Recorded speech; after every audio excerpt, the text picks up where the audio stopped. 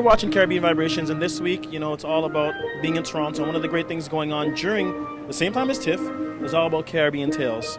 So, Miss Francine Solomon, how are you doing today? I'm good. How are you? I'm good. I'm glad I'm here. It's the premiere night. It is. We have the Mighty Sparrow in attendance. That's right. We do. What a privilege. It's really an amazing honor. Okay, now we've been coming here for about the last 2 or 3 years.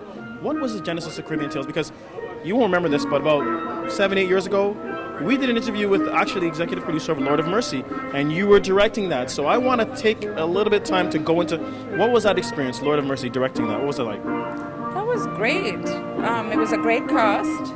It was a great idea. Well, the best part of it for I think most of us was actually filming it live in front of an audience, because we knew from the audience reaction what worked and what didn't. And the other thing that was wonderful about it actually was the working with those actors, Sprang Lang and Rachel Price and Russell Peters, and it was a terrific group of people. So yeah, it was fantastic. And I think people don't even realize that's where Russell Peter got his first comedy show, was Lord of Mercy, right? So that brings us to Caribbean Tales here. You've been directing for a long time in Europe and here in Canada. Why do Caribbean Tales? What was that all about?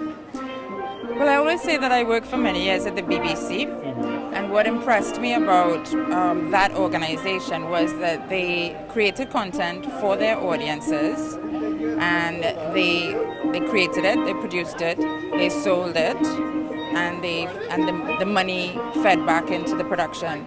It was an integrated production, and they knew their audiences. They know their audience, British audience. So you have things like Coronation Street, EastEnders, of British shows that audiences sit down and it becomes an event. It's event television, and I thought that that's what we should have. We should really have an industry, a functioning industry that served our audiences, and that we could, make money off of. Okay, my last question for you. 3 films that people should see at this festival this year. Well, I think Glamour Boys tonight, but it's a bit late. Missed it. Poetry is an Island, about Derek Walcott, which I think begins to move our amazing literature onto screen and do honor to the heroes in our tradition. And Forward Ever, which is about Grenada. It's about the Grenadian Revolution.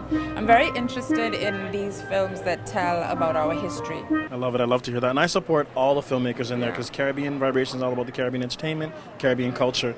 So again, thanks for doing this festival. Thank you. I'm going to check out Kingston Paradise as well as Too Short, because that's a really good movie. And you know what? Thanks for your time. I hope you enjoyed this week's episode of Caribbean Vibrations TV. Don't forget to check us out on Instagram, like us on Facebook, and follow us on Twitter. And we'll see you next week on Caribbean Vibrations TV. Said I can follow instructions.